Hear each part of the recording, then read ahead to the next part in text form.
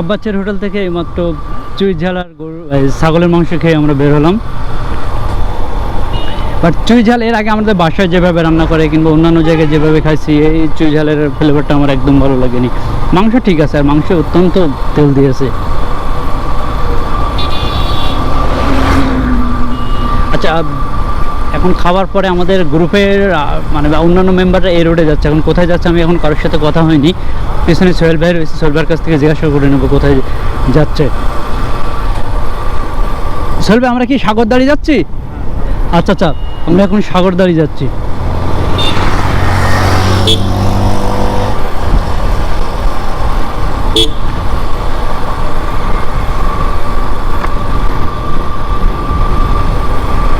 খাবার পর পরে এসে এইভাবে গাড়ি চালানো আমার পছন্দ না। আমি খাবার পরে একটু রেস্ট নিতে পছন্দ করি।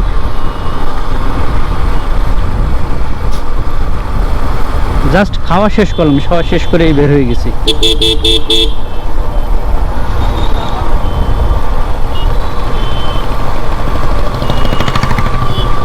আর আজকে বাইরের টেম্পারেচারটা অনেক বেশি।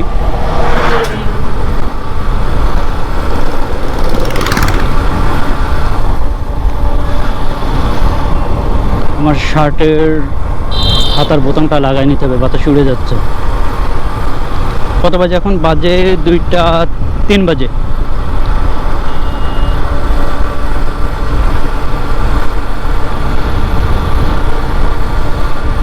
কোথাও দাঁড়াতে হবে, দাঁড়ানোর পরে আমার 2টা হাতারই জামার হাতার বোতাম লাগাইতে হবে। আমার বোতাম লাগানো লাগবে না।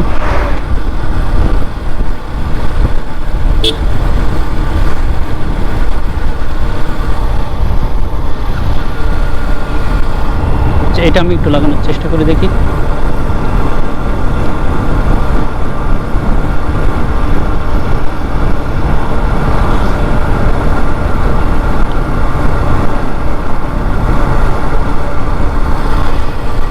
এটা লাগাতে পারছি, লাগানো গিয়েছে।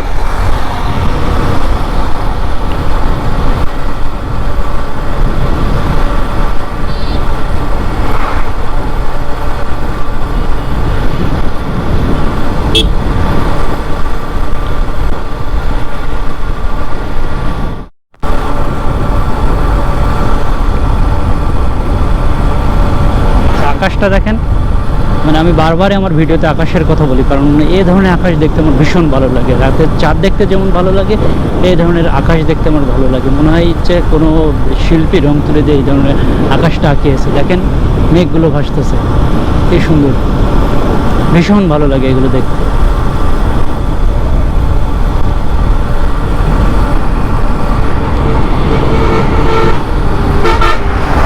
ও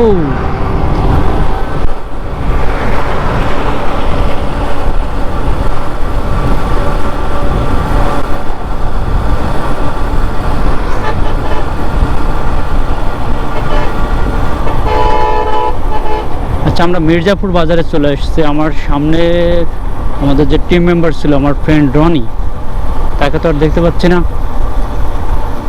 কোথায় হারিয়ে গেল। পেছনের যে লোক ছিল সে আছে, তো সামনে যে ছিল তাকে দেখতে পাচ্ছি না।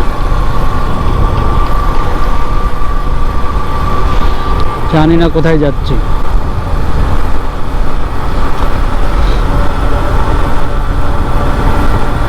আকাশ দেখেন কত সুন্দর দেখা যাচ্ছে, আকাশ ভীষণ ভালো লাগে।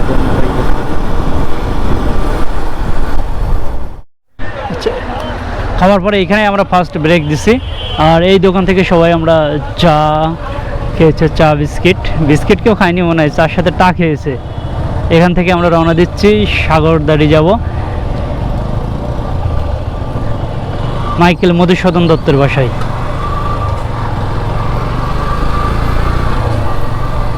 কুমিরা পাইলট মাধ্যমিক বালিকা বিদ্যালয়।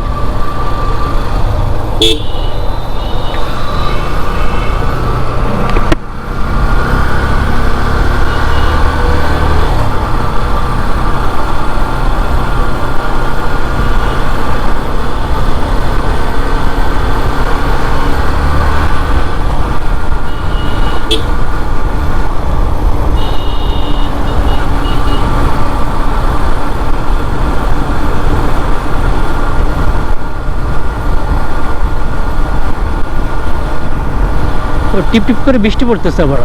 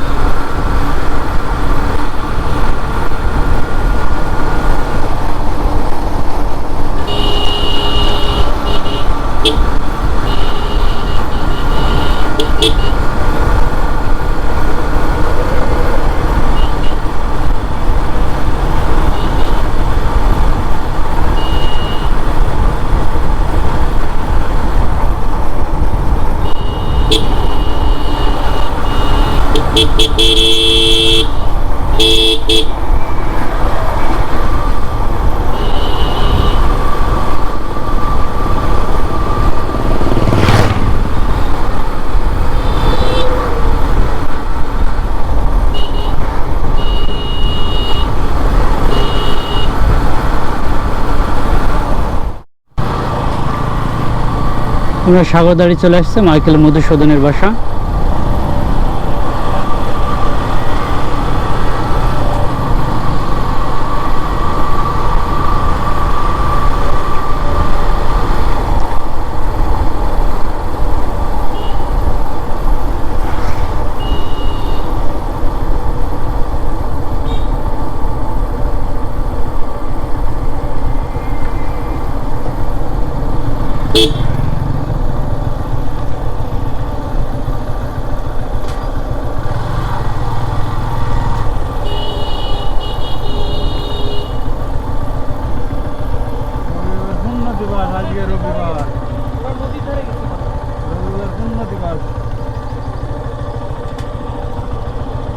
আচ্ছা, আমাদের বাইকের অন্যান্য যে মেম্বাররা রয়েছে তারা সম্ভবত নদীর ধারে গিয়েছে।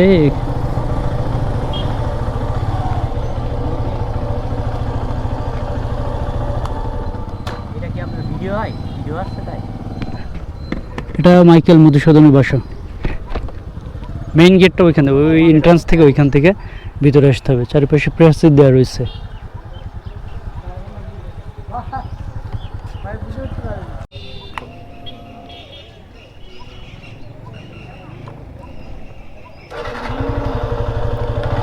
আচ্ছা আচ্ছা, আমাদের গ্রুপের অন্যান্য মেম্বার যারা, তারা নদীর ধারে গিয়েছে ফার্স্ট।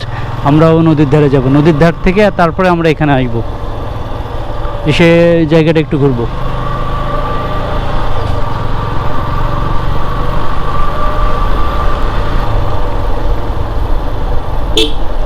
এখানে রাত্রে যখন মধুমেলা হয়, সেই মধুমেলার সময় আসছে আমি, সেজন্য জায়গাটা আমার অপরিচিত।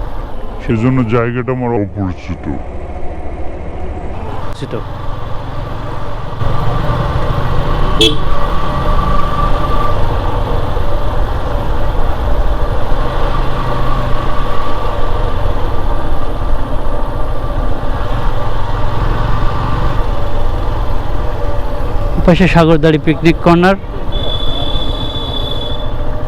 হ্যাঁ, আমাদের গ্রুপের মেম্বাররা সব এখানেই আছে।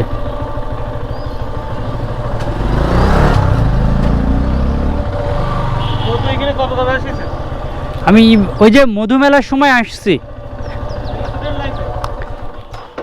হ্যাঁ, যখন মানে পড়াশোনা করতাম তখন ওই যে মধুমেলা হতো।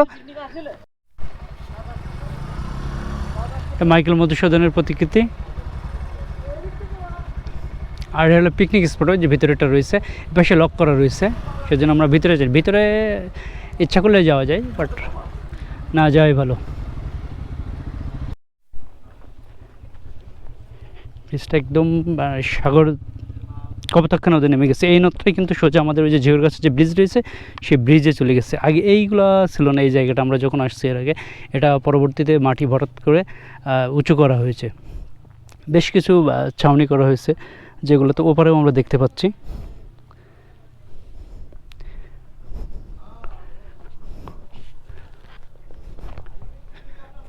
আচ্ছা, আমরা এখান থেকে এখন বের হয়ে সোজা ওনার বাসায় যাব।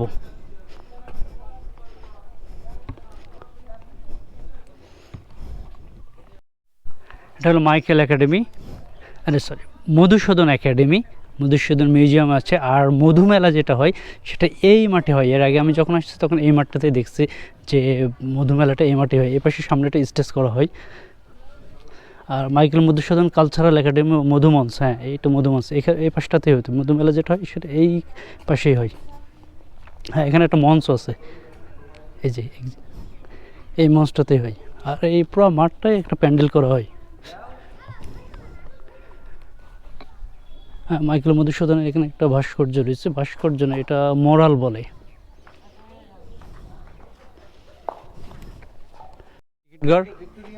রনি এবং রাসেল ভাই টিকিট কাটতেছে।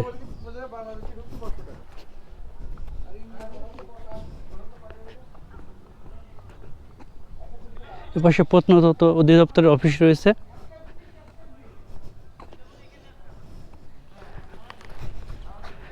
এটা হলো মধুপল্লী, বর্তমান নাম হলো মধুপল্লী।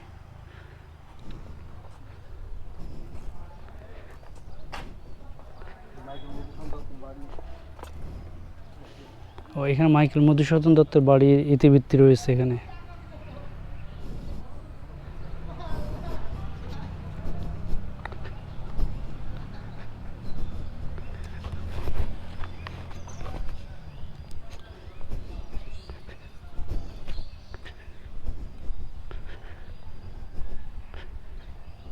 পুরো জায়গাটা প্রাচীর দিয়ে ঘেরা রয়েছে, ওই যে সামনে পর্যন্ত।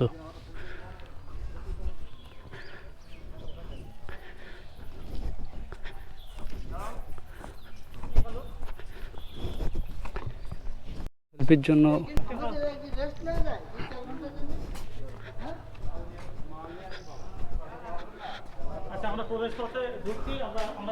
বাসার ভিতরেই রয়েছে আমরা। এটা একটা পারিবারিক মন্দির ছিল। আচ্ছা আচ্ছা, হ্যাঁ হ্যাঁ, পূজা অর্চনা করতে ওরা এই জায়গায়। পরবর্তীতে এটাকে প্রত্নতাত্ত্বিক বিভাগ ওইটাকে ওইভাবে না করে পারিবারিক পূজা মন্দির। মাইকেল মধুসূদন বাড়ির পেছনের অংশে রয়েছে আমি দাঁড়িয়ে।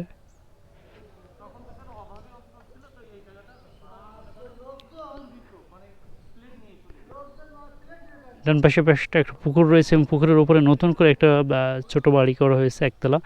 আমার মনে হয় এটা স্টাফ কোয়ার্টার, কিংবা এটা যারা রক্ষণাবেক্ষণ করে তাদের থাকার জায়গা ওটা।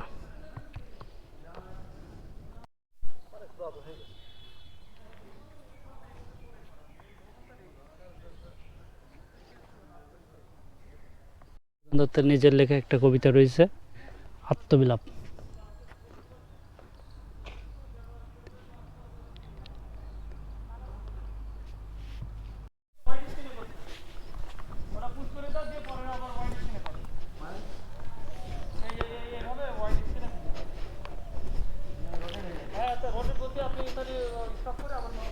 সাগরদাড়ি সরকারি প্রাথমিক বিদ্যালয়।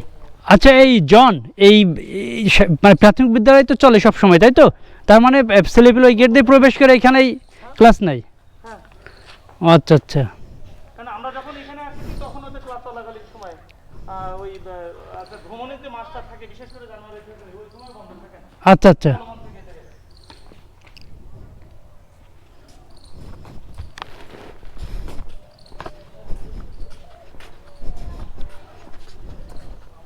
যখন আমি 97 দিকে আসছি তখন তো জরাজীর্ণ ভবন ছিল, তখন